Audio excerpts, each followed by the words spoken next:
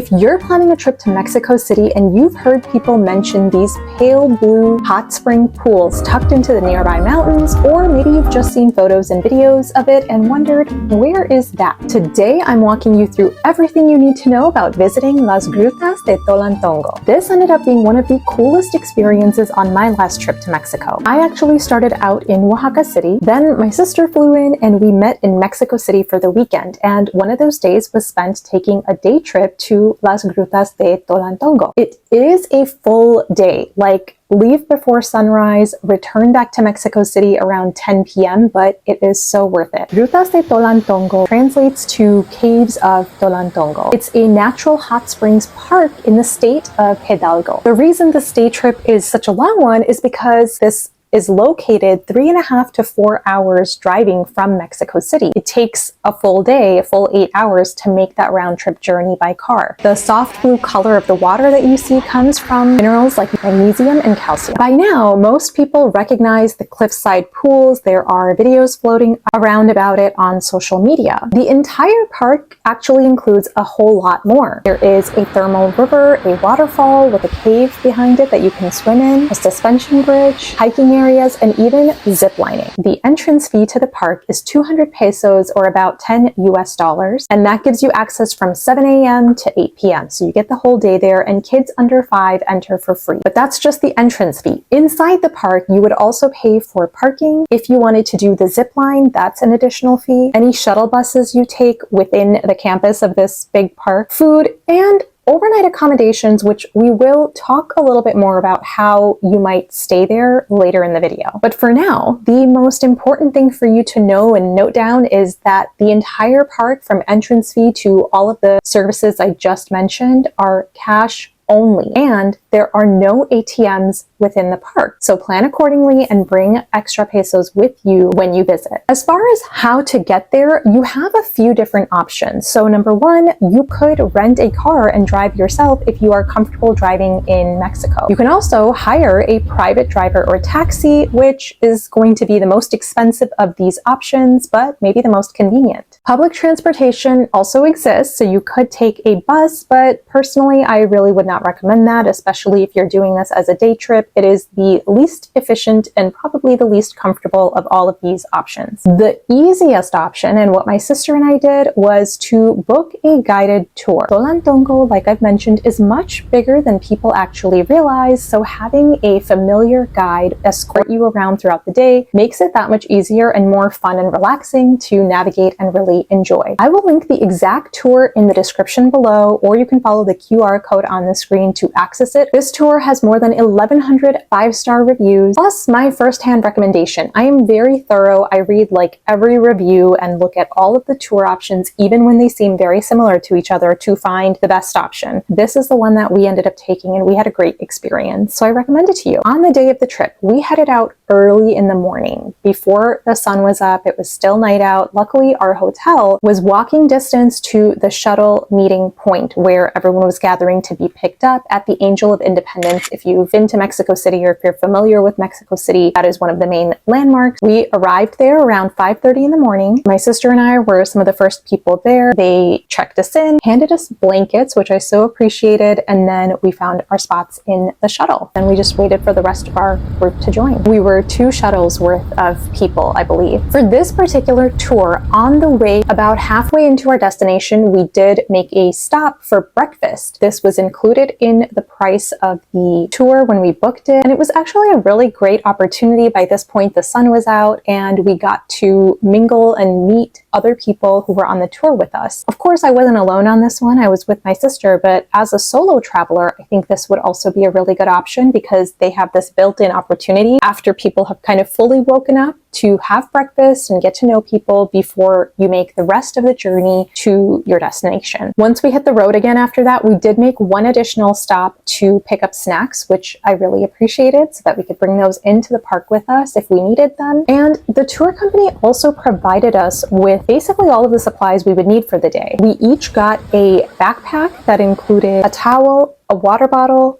a headlamp, a phone dry bag so you can tuck your phone in it while you're in the water so it doesn't get wet. Also some sunscreen, a bag to put wet clothes in for the journey home, wipes, and even toilet paper. And actually they even later on in the day handed us soap and shampoo so we could clean up before we got back in the shuttle to head back to Mexico City. So I really liked this because it was another opportunity to keep my own thinking and planning around this full day trip to a minimum, because they had already thought of everything that I might need and handed it to me all in a backpack. Now, before I go on, I will say one thing about this tour. I did really appreciate the leisurely pace. I liked that we got to stop for breakfast and stop for snacks. However, if I go again, I will consider booking a different tour that is more of an express version in terms of actually getting to the park, because this park is popular and it can fill up. And by the time we were there were already plenty of people in the pools. It wasn't horrible, but it would have been nice to get there even earlier and be one of the first people at the park to be able to experience it in a different way. So there's another tour I found that I have researched, so I feel okay recommending it to you. That one gets an even earlier start. So we met our shuttle at 5:30 in the morning. This one meets at 4:30 in the morning. From what I can tell, at least in the description, it doesn't make any stops along the way, which means you'd be arriving around 8 a.m. and one of the first people to enter the park, and maybe even have some of the pools to yourself. So if you're up for a super early start to your day, then this is something to consider. I will link this tour in the description below as well and put the QR code on the screen so you can check it out. If you do go with this one though, I highly recommend bringing your own on-the-go breakfast, like bring some cereal bars, bring your own snacks for the day, because again, like I said, I just don't know what stops it makes. Okay, now back to our tour. So once we got into the park, our first stop was the iconic cliffside pools. And yes, they are just as beautiful in person as they look online. I would really have loved to go on a weekday instead of a weekend, but our itinerary just didn't allow for that. We were in Mexico City for a weekend, and so we had to go on one of the weekend days. But it was not super crowded, and we were there in the month of March. And actually, my next video that I'm going to do is going to talk about what to expect if you're visiting Mexico in March. Regardless of when we went, the pools were still a highlight. It's pretty incredible to be able to stand out at the edge of one of these hot, comfortable pools and just see a cliffside open up in front of you. You just have to experience it for yourself. Before we continue on to the other parts of the park, what to bring with you, and the options to stay there overnight, if you're finding this video helpful so far and you like travel tips and itineraries and solo travel inspiration, which I have plenty more of coming up, then remember to like this video and subscribe to my channel for more. So after exploring the pools, we made our way down to the thermal river. Part of our tour group had opted into ziplining down to this area for that additional fee. My sister and I have done ziplining at least once before in Costa Rica, and I just wanted to relax and enjoy the day. So our group stayed back with the tour guide who helped find us a shuttle, and the rest of us went in the shuttle and met the other half of our group down at the riverbank. So one way or another, we all gathered there, and it was lunchtime. When you book the tour that my sister and I did, you will have the option to add on lunch, and then you'll get a menu. You'll choose what you want for the day, submit your menu, and then when it's lunchtime and you get to the riverbank, they had tables and chairs set up for us for communally eating with our tour group and handed out our lunches to us. Again, seamless, easy, breezy. The lunch wasn't anything major to write home about, but it was good. It filled us up and it gave us the energy we needed to explore the rest of the park. And then after we ate, we had time to just hang around the river a little bit, get into the thermal water of the river, and relax before our final stop within the park. Our final stop in the park was swimming in a cave behind a waterfall. This was one of my favorite parts of the day because even before you enter into the cave, it is stunning. It's beautiful. And then when you get in and you're behind the waterfall and the water is warm, there's just something fun about being there with other people looking out at a waterfall. There's also a tunnel right next to the cave. So, waterfall and cave opening is here, and right next to it, above it, is a tunnel that you could walk into. And this is why our tour guide had given us these headlamps, was to go in and explore this tunnel. I barely made it in a few steps before I started to feel very anxious and claustrophobic in there, so I backtracked my way right out of there. I can't tell you what is really in there to explore because I didn't have it in me to continue on. My sister did continue on, and I just stood out at the mouth of this cave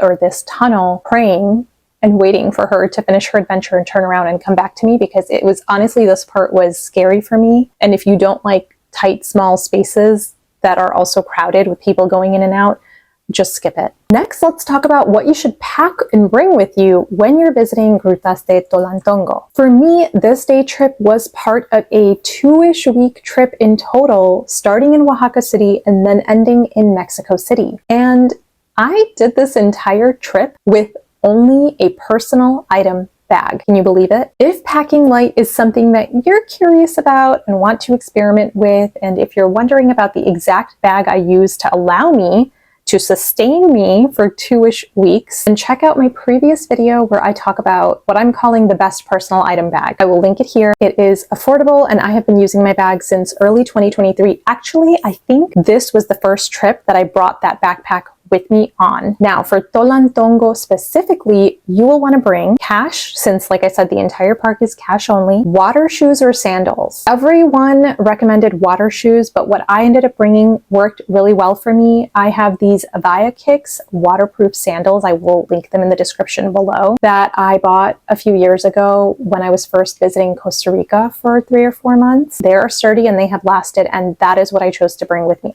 I just don't love water shoes. I have used them before in Croatia and they do come in handy, but for this situation, for this particular park, the sandals were perfectly fine. If you would rather have water shoes, you can either buy them and bring them with you from home. You could rent them if you are doing a guided tour, like our guided tour did rent out water shoes. So if you want to do that, you could. Or there are so many shops on the way to this park as you get closer and closer that are selling water shoes, of course, because they know people might forget and might need to stop and pick up a pair. If you're bringing your own towel, so again, if you're not doing the tour that I'm recommending, but you're going on your own in one way or another, or you're going with a tour that maybe doesn't include a backpack full of supplies, bring a microfiber towel. They are so compact, they roll up really tiny, and they dry very quickly. So that's my recommendation. Of course, your swimsuit, which I recommend arriving with it already on under your street clothes, a change of clothes so you're not sitting in your wet park clothes on your 3.5 to 4 hour ride back home, and maybe a small bar of soap or something. Definitely sunscreen, maybe a hat or some kind of sunglasses. I mean, you know, I'm just saying this because these are obvious, but you might forget, and snacks. Oh, and a phone dry bag. So if you don't already have one, and again, you're not booking a tour that's going to supply one for you, I do recommend this because you're going to want to take pictures and you're going to want to make sure that your phone stays safe and dry. I will link the one that I have in the description below. Since I was packing so light for my trip to Mexico, I really appreciated not having to pack any of this stuff really on my own, and to have the tour group that I booked through provide all of these essentials, so I could just grab a backpack from them and then have my day and then give it back to them. So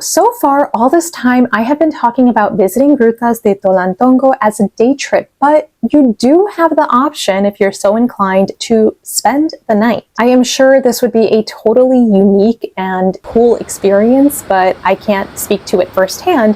What I can do is give you some options for what this could look like if you are curious about if you want to stay the night either in the park or in the surrounding area. One thing you want to be aware of is that I believe there are 5 hotels on the park grounds. Like, you enter the park and the hotels are within there. Not a one of them accepts advance reservations. So what does this mean? It means you have to get there early as you can, and go and inquire about room availability. And if they have availability, they too are cash only. So you'll want to have enough with you that you can pay for a room. If you don't get a hotel room, if there are none available, but you still want to stay within the park, then camping is another option, and you can rent all the camping supplies from the park itself. Again, cash only. Alternatively, if you know you want to stay in the area overnight so that you can really maximize the amount of time you spend at the park, so you can make sure you're one of the earliest people to get there, and you want to make sure you can book your reservations in advance and not have to worry about potentially having to camp or not being able to find a place in the park to stay at all, I did research a few simple but convenient hotel options in the surrounding area. So outside of the park, but close enough for you to drive there or ask any of these accommodations if they can connect you with a driver for the day to get to and from the park that way. I'm going to be honest with you, there weren't a whole lot of great